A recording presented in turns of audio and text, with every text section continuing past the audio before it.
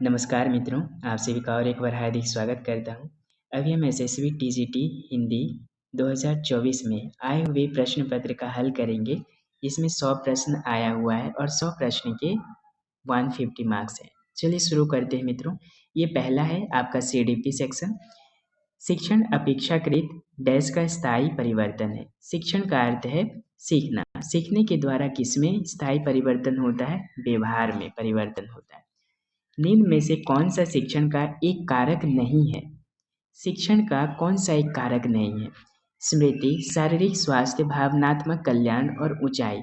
ऊंचाई होगा इसका सही आंसर। ऊंचाई के साथ शिक्षण का कोई संपर्क नहीं है। निम्न में से किस शिक्षण सिद्धांत के अनुसार शिक्षा एक ही बार में पूर्ण होती है? इसका सही आंसर होगा अंतर्दृष्टिपूर्ण। अंतर्दृष्टिपूर्ण का सिद्धांत, जिसमें कि शिक्षा एक ही बार में पूर्ण होती है, जिसमें कोई प्रयास दोबारा करना नहीं पड़ता है। इनमें से कौन शिक्षण के सामाजिक रचनात्मक दृष्टिकोण के प्रवक्ता हैं, यानी सोशल कंस्ट्रक्टिविस्ट कौन है? ये हैं लोवाइगोस्की। मित्रों, अगर हिंदी में समझ नहीं आता है हमें, तो एक बार हमें इंग्लिश के ऊपर अपना ध्यान जरूर आकर्षित करना चाहिए। व्यक्तियों को लक्ष्यनिष्ठ व्यवहार की ओर प्रेरित करने वाले कारक को क्या कहते हैं? किसके द्वारा हम प्रेरित होते हैं? प्रेरणा के द्वारा। इनमें से कौन सा कथन सही है? इनमें से कौन सा कथन सही है? शिक्षण और परिपक्वता संबंधहीन है? नहीं, ये दोनों के बीच में संबंध है। ये गलत होगा। शिक्षण परिपक्वता लाता है। सीखने के द्वारा मैच्योरिटी नहीं आती है, क्योंकि मैच्योरिटी जो है ये एक शारीरिक प्रक्रिया है, ये एक बायोलॉजिकल एस्पेक्ट है। परिपक्वता शिक्षण को सुगम बनाता है। इसका सही आंसर होगा सी। निम्नलिखित में से कौन सा शिक्षण के लिए सर्वोत्तम दृष्टिकोण माना जाता है? शिक्षण कैसा होना चाहिए? शिक्षार्थी केंद्रित होना चाहिए, तभी शिक्षण प्रक्रिया सुगम तरीके से चल सकेगी। कक्षा में शिक्षा के दौरान विभिन्न शिक्षा उपकरणों के व्यवहार करने से क्या होगा? विभिन्न प्रकार के शिक्षा उपकरण के व्यवहार करने से विविध वर्ग के विद्यार्थियों का उत्तम शिक्षण होगा, क्योंकि कक्षा में विभिन्न स्तर वाले विद्यार्थी होते हैं, इसीलिए। इनमें से कौन सा शिक्षण के प्रभावी संगठन का एक घटक नहीं है कहा गया है? प्रभावी शिक्षण का उद्देश्य क्या है? स्पष्ट शिक्षा का लक्ष्य, विविध शिक्षान्वयन कौशल, सभी विद्यार्थियों के लिए समान निर्देश, निरंतर मूल्यांकन और प्रतिपुष्टि। निरंतर मूल्यांकन भी करना जरूरी है, लेकिन ये है गलत। मतलब आपका सही आंसर होगा ऑप्शन नंबर सी, क्योंकि सभी विद्यार्थियों के लिए हम समान निर्देश नहीं दे सकते। निम्न में से कौन सा श्रव्य दृश्य शिक्षा सहायक है? कौन सा ऐसे टीचिंग मटेरियल है जिसे हम सुन भी सकते हैं, देख भी सकते हैं? तो टेलीविजन। इनमें से कौन सा कथन सही नहीं है होगा मित्रों, क्योंकि यहाँ इंग्लिश वाला देख सकते इज नॉट लिखा हुआ है। देखिए, विविध शिक्षा सहायकों के व्यवहार से विद्यार्थियों का बेहतर शिक्षण होता है, ये सही है। विद्यार्थी अपने ज्ञान की रचना स्वयं करते हैं, हमें पूछा ये कौन सा नहीं है, तो ये आपका सही आंसर होगा, क्योंकि रटन पद्धति जो है शिक्षा के लिए हानिकारक होता है। रटन के द्वारा प्रभावी शिक्षा प्राप्त होती है, रटन के द्वारा प्रभावी शिक्षा प्राप्त नहीं होती है। इनमें से कौन स्व अध्ययन की एक विशेषता है? इसका सही आंसर होगा मित्रों अपने व्यक्तिगत गति में शिक्षा। जब तक विद्यार्थी स्वयं से नहीं पढ़ने के लिए अग्रसर होगा, तब तक उस स्व अध्ययन नहीं कर पाएगा। रचनात्मक कक्षा में मूल्यांकन को कौन से कथन से निरूपित किया जाता है? रचनात्मक कक्षा मूल्यांकन छात्रों में भय और तनाव पैदा करता है? नहीं, मूल्यांकन भय और तनाव नहीं पैदा करता। मूल्यांकन याददाश्त, ये याददाश्त जहाँ पे आएगा ये आपका रॉन्ग हो जाएगा। मूल्यांकन शिक्षार्थियों के सामग्रिक विकास की जांच के लिए किया जाता है। आपका सही आंसर होगा सी। शिक्षार्थियों के विशेष सामर्थ्य और सीमाओं की जांच के लिए किया गया मूल्यांकन किसे कहते हैं? इसका सही आंसर होगा आपका डायग्नोस्टिक असेसमेंट, जिसके माध्यम से विद्यार्थियों के अंदर रहने वाली कमजोरियों को पता लगाया जाता है और साथ ही निदान भी किया जाता है। समापनात्मक मूल्यांकन का क्या उद्देश्य है, यानी कि समेटिव असेसमेंट, जो कि शिक्षण प्रक्रिया के अंत में किया जाता है। ये है शिक्षार्थियों को प्रमाण पत्र और ग्रेड प्रदान करना। निम्नलिखित में से कौन सा सीसीई का उद्देश्य है? सीसी का उद्देश्य है कि छात्रों के विकास का समग्रता से मूल्यांकन करना। सीखने के लिए मूल्यांकन को किस पर लागू नहीं किया जाता है? सीखने के लिए मूल्यांकन, असेसमेंट फॉर लर्निंग, यहाँ पे इंग्लिश में देख लेने से हमें समझ में आ जाएगा। नहीं किया जाता कहा गया है ये आत्म मूल्यांकन। आत्म मूल्यांकन होगा सही आंसर, क्योंकि आत्म मूल्यांकन जो है ये सेल्फ असेसमेंट है और ये असेसमेंट एज लर्निंग में जाएगा, लेकिन हमें असेसमेंट फॉर लर्निंग पूछा गया है। शिक्षण के 5 ई मॉडल का विकास किस संदर्भ में किया गया था? 5 ई मॉडल का विकास जो है ये कंस्ट्रक्टिविज्म यानी निर्माणवाद के संदर्भ में किया गया था। ये 5 प्रकार के 5 ई मॉडल है। 5 ई मॉडल क्या क्या है मित्रों? एंगेज, एक्सप्लोर, एक्सप्लेन, एलाबोरेट और इवैल्यूएट, यानी संलग्न होना, अन्वेषण करना, विस्तार करना। इस तरह से 5 मॉडल हैं आपके। रचनात्मक कक्षा किसे कहा जाता है? रचनात्मक कक्षा छात्र केंद्रित होना चाहिए। परियोजना विधि के प्रोत्साहक कौन है? परियोजना विधि के प्रोत्साहक हैं किल पैट्रिक। निम्नलिखित में से कौन सा शिक्षक निर्मित परीक्षण की विशेषता नहीं है? शिक्षक निर्मित परीक्षण, शिक्षक निर्मित परीक्षण निर्माण करते समय कोई मानदंड नहीं होता, तो ये आपका होगा सही आंसर। व्यापक समूह द्वारा उपयोग के लिए परीक्षण विशेषज्ञों द्वारा तैयार किया जाता है, तो परीक्षण विशेषज्ञों द्वारा ये तैयार नहीं किया जाता है, क्योंकि ये किसका विशेषता है? ये आपका मानकीकृत परीक्षण का विशेषता है, जिसमें कि एक्सपर्ट टीम को बुलाया जाता है, स्टैंडर्डाइज टेस्ट। एक प्राप्ति परीक्षा के निर्माण का अंतिम चरण क्या है? अंतिम चरण है मूल्यांकन करना, टेस्ट कंस्ट्रक्शन का। पहला है प्लानिंग, प्रिपरेशन, ट्राईआउट, इवैल्यूएशन। परीक्षा निर्माण से पहले ब्लूप्रिंट विकसित करने का क्या उद्देश्य है? विषय वस्तु और सामग्री की प्रतिनिधित्व को बढ़ाना। पीयर मूल्यांकन की कौन सी विशेषता नहीं है कहा गया है? पीयर मूल्यांकन यानी असेसमेंट एज लर्निंग, कौन सा नहीं है? प्रभावी निगरानी और अनुगमन सुनिश्चित करना, शिक्षार्थियों द्वारा शिक्षार्थियों की तेज और प्रभावी प्रक्रिया के मूल्यांकन को प्राधान्य देना, विभिन्न सामाजिक कौशल का विकास, ये होगा आपका सही आंसर। प्रभावी निगरानी करने की कोई ज़रूरत नहीं है, बच्चे स्वयं संवाद क्रिया के माध्यम से अपने कौशल का विकास करेंगे। अब आते हैं हिंदी प्रश्न के ऊपर। क्रोध कैसा मनोविकार है? क्रोध शांति भंग करने वाला मनोविकार है। कंदर्प को हजारी प्रसाद द्विवेदी ने किस देवता का पर्याय माना है?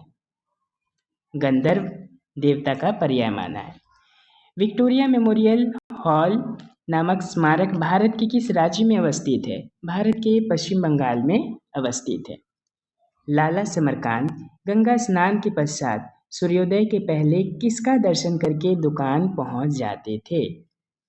काशी विश्वनाथ जी का दर्शन करके लाला समरकांत पहुंच जाते थे सूर्योदय के पहले।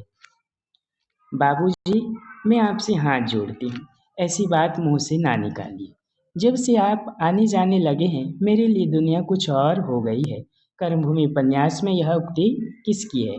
यह उक्ति जो है सकीना की है। सकीना किसे कहते हैं? आप कमेंट करके बताएंगे। नहीं, मैं व्यक्ति से नहीं मिलती, मैं केवल समुदाय के सामने आती हूँ। चित्रलेखा, यह बात किसे लक्ष्य करके कहा? यह बात जो है बीजगुप्त से कहती है, और बीजगुप्त से बहुत दर्शन पे तर्क भी होता है, प्रेम के विषय में, आत्मा के विषय में। संसार में पाप की कोई सर्वमान्य परिभाषा नहीं बन सकी। चित्रलेखा में उसका कारण क्या है? क्योंकि प्रत्येक मनुष्य सुख चाहता है और उसे प्राप्त करना सभी के दृष्टिकोण की विषमता है। सभी मनुष्य अपने अपने कर्म करते हैं, अपने मनोवृत्ति के अनुसार, अपने दृष्टिकोण के अनुसार। इसीलिए कोई भी व्यक्ति अगर कर्म करता है तो वो उसका कर्म है, बल्कि पाप या पुण्य नहीं। आपका बंटी उपन्यास के संबंध में असत्य चुनना है। बुजुर्गों की निगाहों में गायब होती संवेदना का चित्रण हुआ है। इसमें बुजुर्गों के बारे में कोई वर्णन नहीं किया गया। इनमें से कौन पूस की रात कहानी का मुख्य संदेश है? मुख्य संदेश है किसानों की त्रासदी का वर्णन करना। किसान दिन रात कठिन परिश्रम करने के बावजूद भी वो अपनी सारी जिंदगी पूस की उस ठंडक रात में बिना कंबल के व्यतीत करता है। यानी किसानों की त्रासदी का वर्णन किया गया है। ठाकुर की बारात में दिए गए भोज में क्या नहीं था? क्या नहीं था? पूरियां, दही, चटनी ये थे, लेकिन आलू दम नहीं थे। मधुलिका के पिता सिंहमित्र किस युद्ध के अन्यतम वीर थे? वाराणसी युद्ध के अन्यतम वीर थे। चीफ की दावत कहानी का चीफ किस देश का रहने वाला था? ये अमेरिका का रहने वाला था। इनमें से कौन सी नारी पात्र चंद्रगुप्त नाटक में नहीं है? सुभाषिनी, कल्याणी, एलिस। सुभाषिनी सक्टार की कन्या, कल्याणी सिंधु देश की राजकुमारी, कमला। इसका सही आंसर क्या होगा मित्रों? कमला। सॉरी मित्रों, क्योंकि कल्याणी जो है मगध की राजकुमारी है और सिंधु देश की राजकुमारी है मालविका। राजकुमारी, प्रेम में स्मृति का ही सुख है, एक टीस उठती है वही तो प्रेम का प्राण है। चंद्रगुप्त नाटक में यह उक्ति किसकी है? यह उक्ति है सुभाषिनी की। सुभाषिनी यह किससे कहती है? यह कर्नेलिया से कहती है। और फिर कर्नेलिया कहती है कि प्रेम जो है, प्रेम एक जीवन, अगर प्रेम अगर सौंदर्य है, कर्नेलिया कहती है कि जीवन मरण का सौंदर्य प्रेम है। किसी संबंध से बचने के लिए अभाव जितना बड़ा कारण होता है, अभाव की पूर्ति उससे बड़ा कारण बन जाती है। आषाढ़ का एक दिन में यह उक्ति किसकी है? यह उक्ति जो है अंबिका की उक्ति है। किसकी उक्ति है मित्रों? अंबिका की। और अंबिका कालिदास के ऊपर व्यंग्य करते हुए कहती है कि कालिदास मल्लिका से विवाह नहीं करना चाहता क्योंकि वो अभाव की पूर्ति से डर रहा है, भाग रहा है। इस सौंदर्य के सामने जीवन की सब सुविधाएं हेय है। इसे आंखों में व्यक्त करने के लिए जीवन भर का समय भी पर्याप्त नहीं। यह कथन किसका है? यह कथन है प्रियंगु मंजरी का। ये कथन उस समय बोली थी जब वो ग्राम प्रांतर में आई थी। गाय करुणा की कविता है। ये विचार किस महापुरुष के हैं? ये विचार है महात्मा गांधी जी की। डॉक्टरों ने गौरा को किस फल का रस पिलाने के लिए कहा था? सेब का रस। सारी गर्मी माँ और अष्टावक्र बिना ओढ़े बिना बिछाए कहाँ सोया करते थे? कुएं की जगत पर। सूप के स्वभाव के बारे में कबीर ने क्या कहा? सूप के स्वभाव के बारे में कबीर ने कहा कि सार के ग्रहण करके स्वयं व्यर्थ चीज को उड़ा देना है, व्यर्थ चीज को फटक देना है। और सूप के स्वभाव के साथ कबीरदास साधु के स्वभाव को तुलना किए हैं। कस्तूरी किस में पाई जाती है? कस्तूरी एक सुगंधित पदार्थ है जो कि मृग में, हिरण में पाई जाती है। उधु मोहि ब्रज बिसरत नाही, यह कौन किससे कहता है? यह कृष्ण जी अपने मित्र उद्धव से कहते हैं कि उद्धव, मैं ब्रज को नहीं भूल पा रहा हूँ। ब्रज की वो कुंज वन की छाह और रंग, उस प्रकार का प्रेम रस लीला मैं नहीं भूल पा रहा हूँ। और यमुना तट के किनारे को, नाथ आज मैं कहाँ ना पावा, आज मैं क्या नहीं पाया। मिटे दोष मेरे दोष मिट गए, दुख की अग्नि मिट गई। ऐसा कौन किससे कहते हैं? ऐसे केवट श्री राम से कहते हैं कि हे नाथ, आज मैं बहुत कुछ पा गया, मेरे दोष मेरे दुख की अग्नि मिट गई।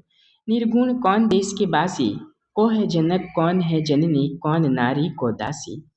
ये उक्ति किसने किससे कही, ये कहती हैं गोपियाँ।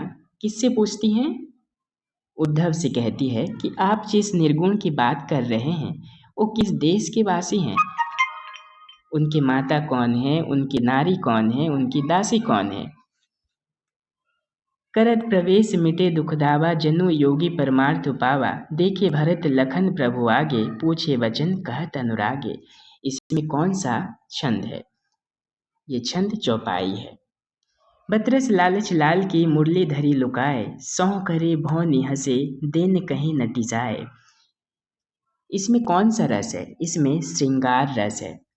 बात करने के लालच से गोपियाँ क्या करती हैं, मुरली को छुपा देती हैं और कसम खा लेती है और अपने इशारों से हंस देती है और मुरली नहीं देती है। निम्न में से किस वर्ग में बिहारी सतसई आता है, ये है मुक्तक काव्य। बिहारी सतसई की जो पंक्ति है, प्रत्येक पंक्ति छंद से मुक्त है, इसीलिए इसे मुक्त काव्य कहा जाता है। शुद्धोधन की चिंता का कारण क्या है, शुद्धोधन की चिंता का कारण था कि शस्त्र शिक्षा के प्रति बुद्ध का झुकाव। शस्त्र शिक्षा का तात्पर्य है कि समाज को अपने कल्याण करना, और गौतम बुद्ध अपनी समाज की सत्य की खोज के लिए ही निकल पड़े थे।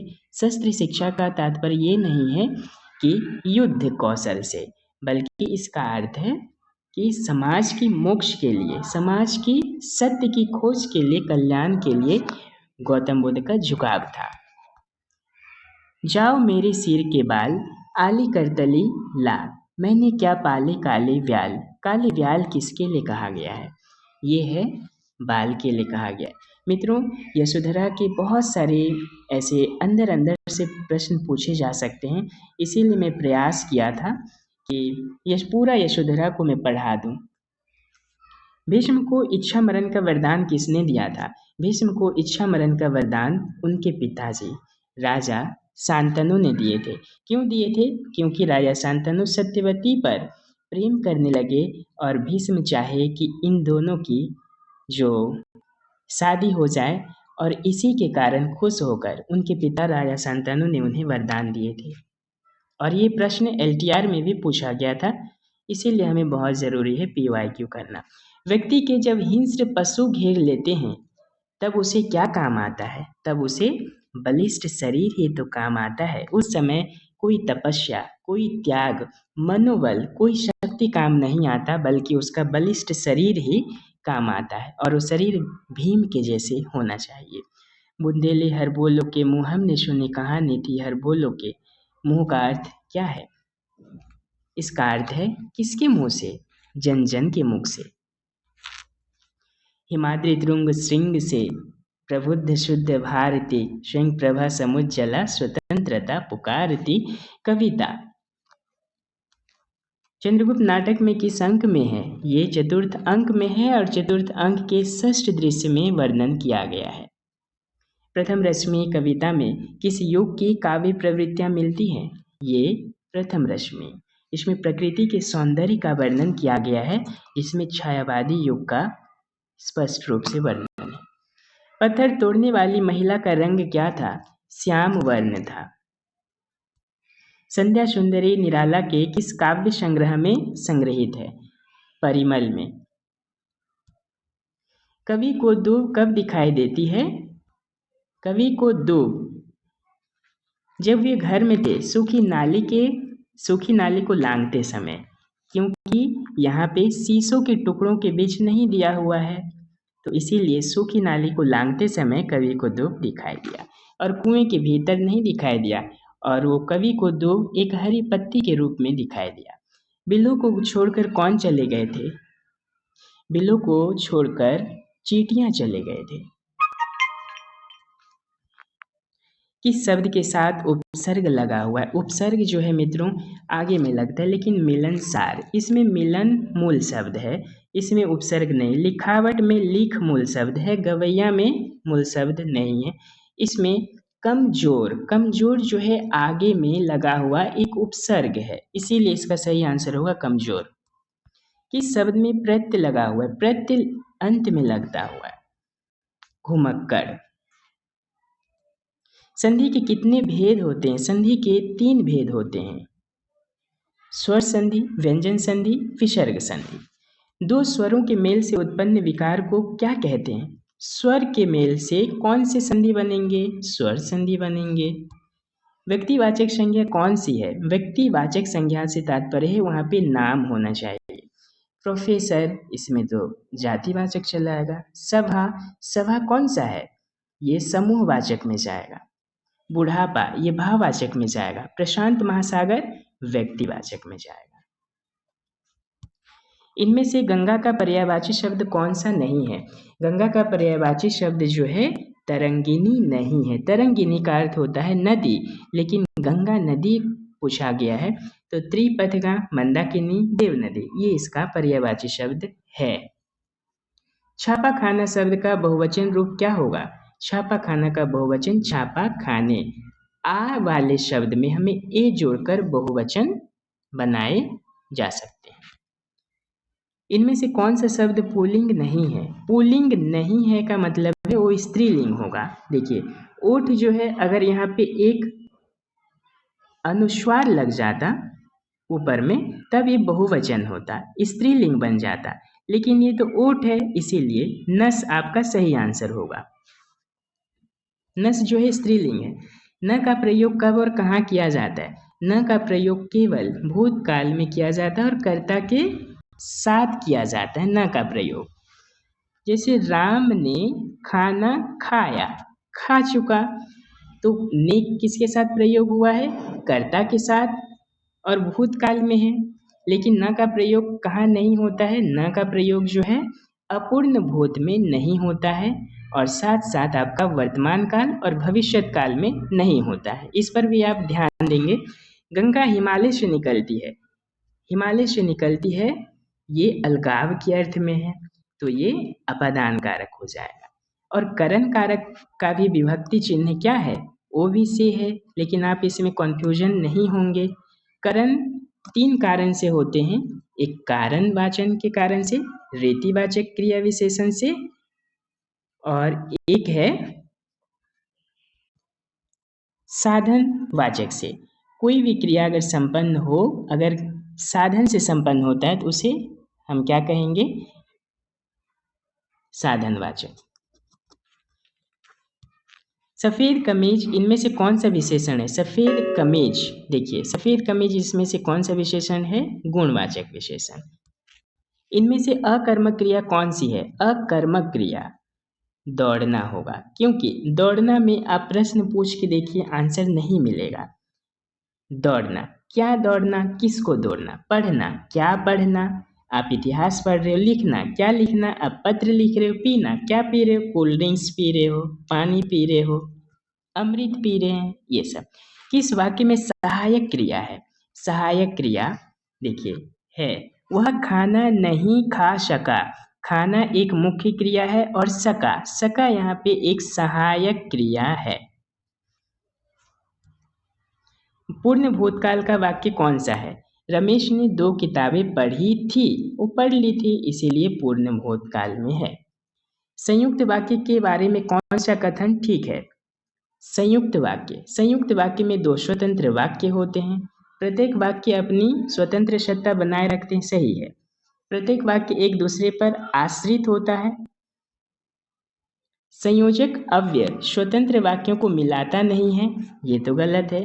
आश्रित नहीं होता, संयुक्त वाक्य में प्रत्येक वाक्य अपनी स्वतंत्र सत्ता नहीं रखता, ये गलत है। तो आपका सही आंसर होगा ए नंबर, क्योंकि प्रत्येक वाक्य अपनी स्वतंत्र सत्ता बनाए रखते हैं और उनका अर्थ प्रकट होता है। आज्ञावाचक वाक्य कौन सा है? अपना अपना काम करो। अकल के घोड़ दौड़ाना, यानी अनेक प्रकार की युक्तियां लगाना। उधो का लेना न माधो का देना, इस कहावत का क्या अर्थ है?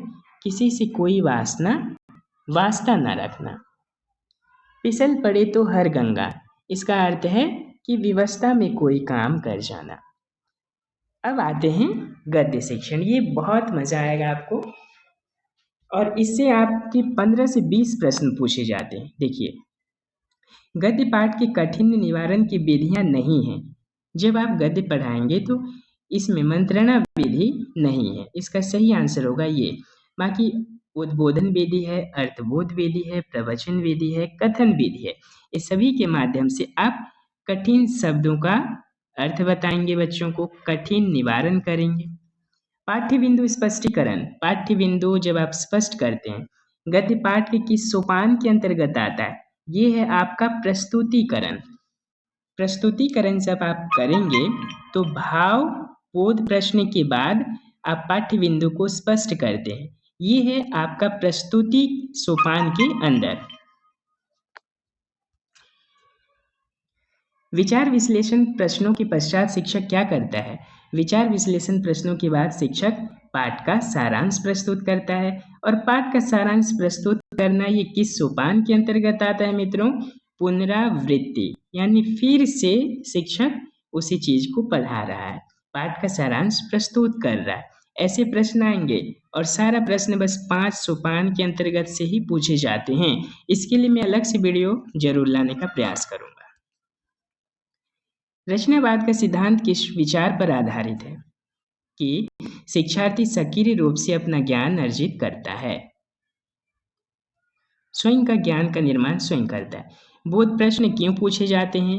बोध यानी समझ इसीलिए पूछे जाते हैं कि बच्चे को पाठ कहाँ तक समझ में आया, पाठ को छात्रों ने कहाँ तक समझा, यह जानने के लिए हम बोध प्रश्न पूछते हैं।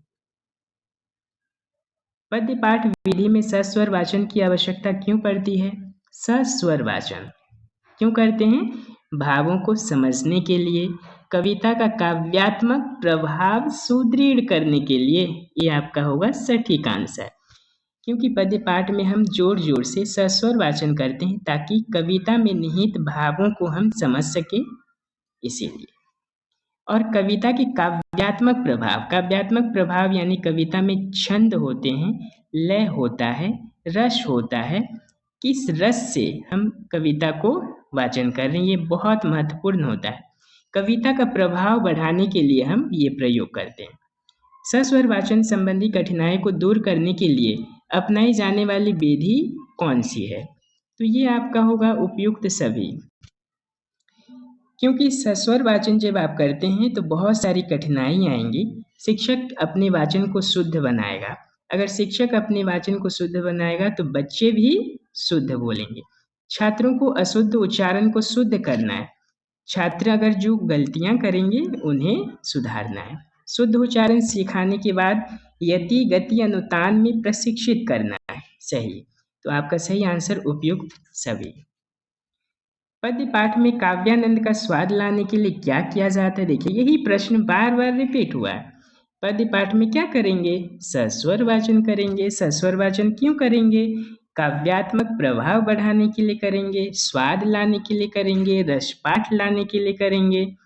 काव्यात्मक वातावरण उत्पन्न करने के लिए शिक्षक को क्या करना चाहिए?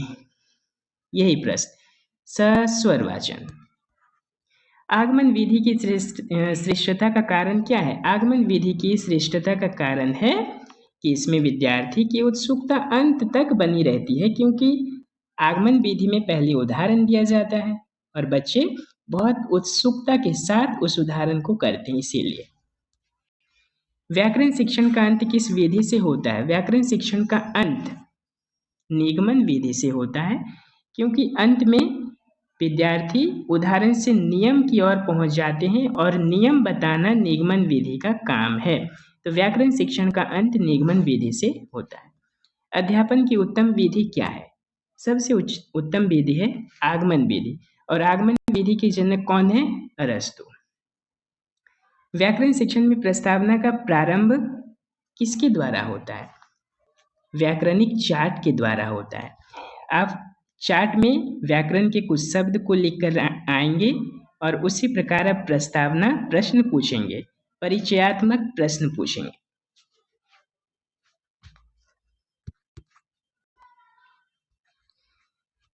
किए किए भोजन ग्रहण करिवे, कौन कौन भोजन खाएंगे? इसका सही आंसर होगा आपका बी। तुम्हें माने प्रत्यावर्तन करी पार, तुम्हें माने मतलब तुम लोग प्रत्यावर्तन कर सकते हो। प्रत्यावर्तन मतलब वापस लौटना, तुम लोग वापस लौट सकते हो। एथिरे कौनसी आश्चर्य हेबार कथा नहीं कि सही हिंदी क्या है? इसमें आश्चर्य होने की कोई बात नहीं है। सही आंसर होगा आपका ए। देइथिबा प्रतिश्रुति पूर्ण होई नहीं, देइथिबा लिखा गया है तो आप सीधा चले आएंगे दिया गया वादा पूर्ण नहीं हुई है। तो मित्रों आगे बस 2 क्वेश्चन बाकी है, ये आपका पैराग्राफ में आएगा, इसे पढ़ के आप स्वयं भी कर सकते हैं। तो ये वीडियो आज यहीं समाप्त होती है मित्रों।